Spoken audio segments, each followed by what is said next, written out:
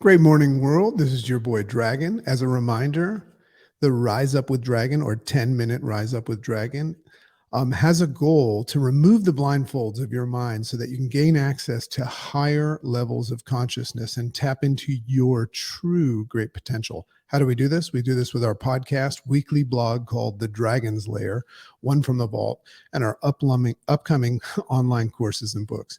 Welcome to another Rise Up with Dragon. And as a quick reminder, the Rise Up with Dragon podcast is sponsored by Karma Mind. Get into the float state with Karma Mind meditations and gear.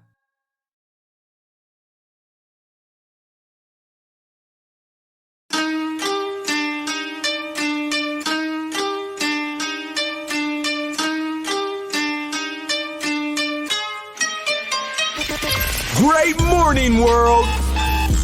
Welcome to the Rise Up with Dragon podcast with your host, Dragon!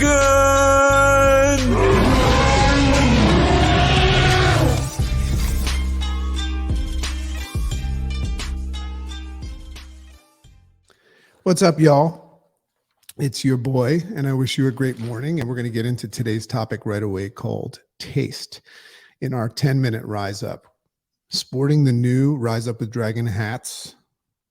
What do you think? You like them? I'm digging them. So let's talk about taste. That's the topic today. And it might not be what you're thinking, but I find it fascinating to observe taste. And here's what I mean.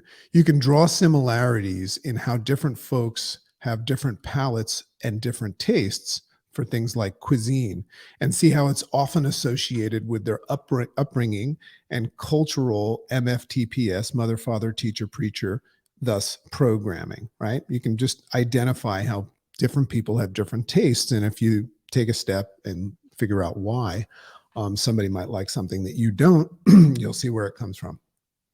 So here's an example. In my family, in the Dornick family, we love cheese. We're French and we love cheese. And I'm not talking about the processed American sliced kind of cheese, but I'm talking about the old funky smelling cheese, you know, the moldy kind that people can't even be in the same room, or people that don't like cheese. Us, we love it. We have a taste for it. So today, what we're going to do is we're using the interface response system and all these tools and techniques that are going to be in my book. And we're looking at the arena of play in human behavior. And what we see is such a wide variety in human behavior, such a wide variety of humans sharing their opinions on so many different things. Think about what it means when people share their opinions and why they share their opinions, and what your response is. But they're sharing it on so many different things, namely on social media. So it's fascinating rather than to react to them, but just observe everybody, including me probably, sharing all their different opinions on social media.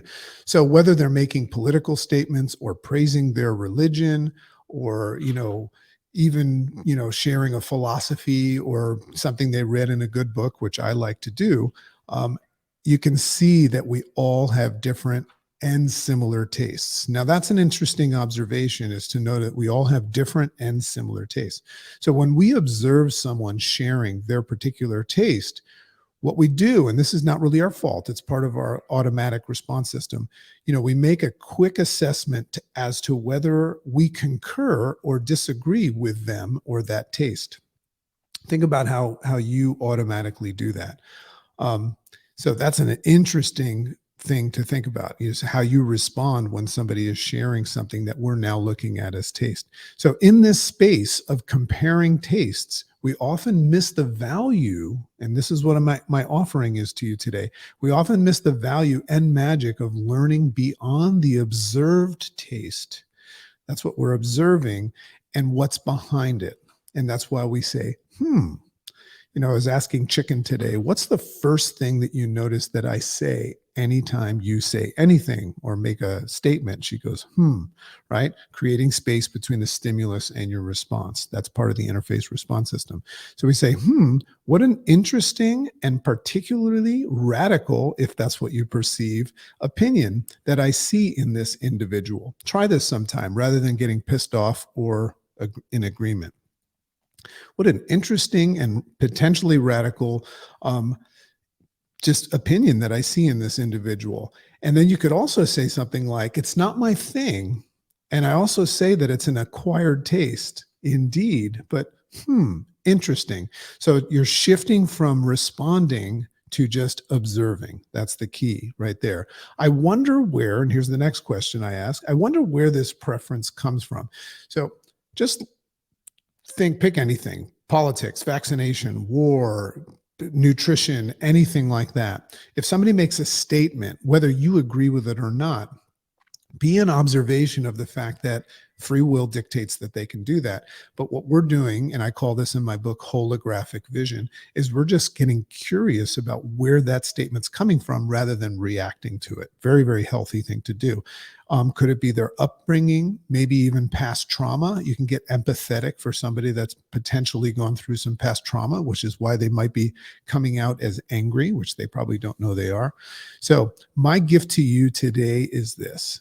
If you hate moldy cheese, so we're drawing a connection here. If you hate moldy cheese, you don't have to eat that cheese when you see it, right? My gift is this. I'm offering you the ability to say, rather than just, accepting what it is that you see, find out why someone likes that. Find out why they like something and you don't. Right? So it's interesting to see someone claiming that they like or think something that you don't like or think, right? And separate yourself from the conflict and the frustration associated with coming across those that think differently than you.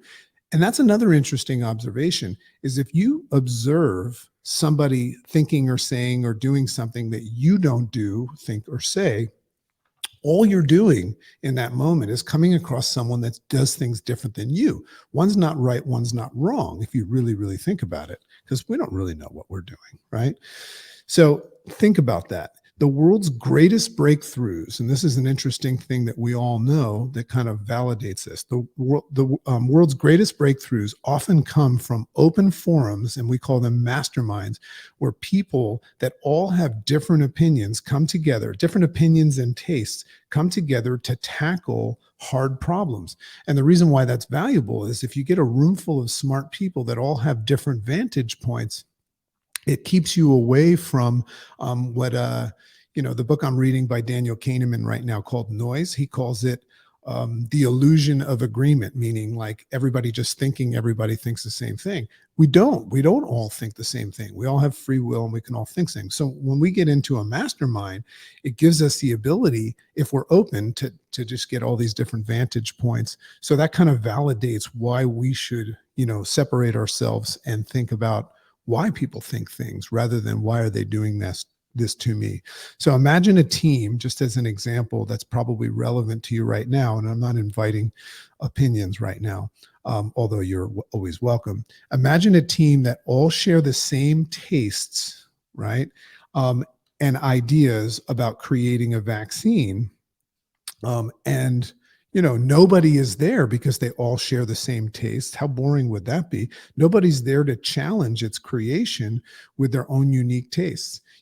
This brings me to a place of appreciation where I observe someone exhibiting a different taste.